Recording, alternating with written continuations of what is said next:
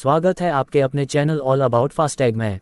Channel पर नए हैं तो चैनल को सब्सक्राइब करना ना भूले। निजी क्षेत्र के कर्मचारियों को जल्द राहत मिल सकती है। एक फैसले से कर्मचारी भविष्य निधि ईपीएफ में योगदान देने वाले कर्मचारी पेंशन योजना एम्प्लॉय पेंशन स्कीम के लाखों कर्मचारियों की एप्स पेंशन फंड एक झटके में 333% तक बढ़ सकती है। कर्मचारी भविष्य निधि संगठन ईपीएफओ ने कर्मचारी पेंशन योजना के लिए अधिकतम वेतन 15,000 रुपये बेसिक सैलरी तय किया है।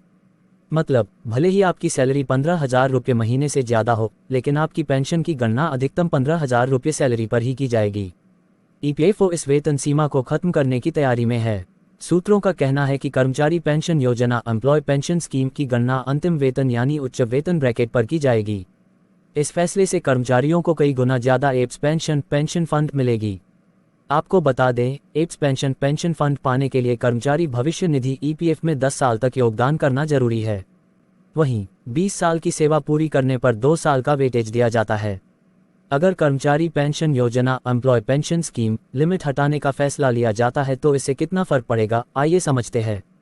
मौजूदा व्यवस्था के मुताबिक अगर कोई कर्मचारी 1 जून 2015 से नौकरी कर रहा है और वह 14 साल की नौकरी पूरी करने के बाद पेंशन लेना चाहता है तो उसकी एप्स पेंशन फंड 15,000 रुपये ही कैलकुलेट होगी, भले ही वह 20,000 रुपये ही क्यों न कमाता हो, चाहे वह बेसिक सैलरी ब्रैकेट में हो या 30,000 रुपये। पुराने कर्मचारी पेंशन योजना एम्प्लॉय पेंशन स्कीम फॉर्मूले के मुताबिक कर्मचारी को 14 साल पूरे होने पर 2 जून 2030 से करीब 3,000 रुपये पेंशन मिलेगी। पेंशन की गणना का फॉर्मूला है सेवा इतिहास बाई 15,000/70।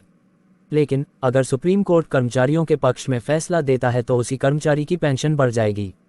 मान लीजिए किसी कर्मचारी की सैलरी बेसिक सैलरी 20,000 रुपये है। कर्मचारी पेंशन योजना एम्प्लॉय पेंशन स्कीम पेंशन फॉर्मूले से गणना करने पर उनकी पेंशन 4,000 रुपये 20,000 x 14 70 4,000 रुपये होगी। इसी तरह जितनी अधिक सैलरी होगी उसे एप्स पेंशन फंड का लाभ उतना ही अधिक मिलेगा। ऐसे लोगों की पेंशन में 300% का उछाल आ सकता है। मान लीजिए किसी कर्मचारी की 33 साल की नौकरी है, उनकी आखिरी बेसिक सैलरी 50,000 रुपये है। मौजूदा व्यवस्था के तहत एप्स पेंशन फंड की गणना अधिकतम 15,000 रुपये वेतन पर ही की जाती थी। इस तरह फॉर्मूला 33 साल जोड़ 2 = 35/70 15,000 पेंशन 7,500 रुपये ही होती। मौजूदा व्यवस्था में यह अधिकतम पेंशन है, लेकिन अगर पेंशन की सीमा हटा दी जाए और आखिरी सैलरी के हिसाब से पेंशन जोड़ दी जाए तो उन्हें 25,000 रुपये की पेंशन मिलेगी। यानी 33 साल जोड़ 2 = 3570 गुना 50,000 = 25,000 रुपये। बता दें कि ईपीएफओ के नियमों के मुताबिक अगर कोई कर्मचारी 20 साल या उससे अधिक समय तक नौकरी करते हुए लगातार ईपीएफ में योगदान करता है तो उसकी सेवा अवधि में 2 साल और जोड़ दिए जाते हैं। इस तरह उन्होंने 33 साल की सेवा पूरी कर ली, लेकिन एप्स पेंशन फंड की गणना 35 साल के लिए की गई। ऐसे में कर्मचारी पेंशन योजना एम्प्लॉय पेंशन स्कीम में उस कर्मचारी की सैलरी 333% तक बढ़ सकती है।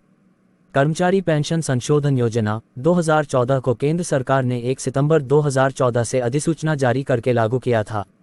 इसका निजी क्षेत्र के कर्मचारियों ने विरोध किया था और वर्ष 2018 में केरल उच्च न्यायालय में इसकी सुनवाई हुई थी। ये सभी कर्मचारी इसके अंतर्गत आते थे। ईपीएफ और विविध प्रावधान अधिनियम 1952 की सुविधाएं।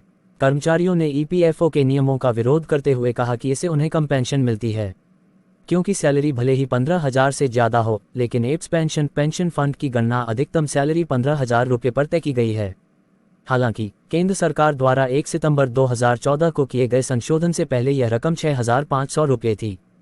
केरल हाई कोर्ट ने ईपीएफओ के नियमों को अनुचित मानते हुए कर्मचारियों की रिट को मंजूरी दे दी और अपना फैसला सुनाया। कर्मचारी पेंशन योजना एम्प्लॉय पेंशन स्कीम में इस पर ईपीएफओ ने सुप्रीम कोर्ट में एसएलपी दायर की, जिसे सुप्रीम कोर्ट ने खारिज कर दिया। दोबारा मुलाकात होगी ऐसे ही किसी नए अपडेट के साथ।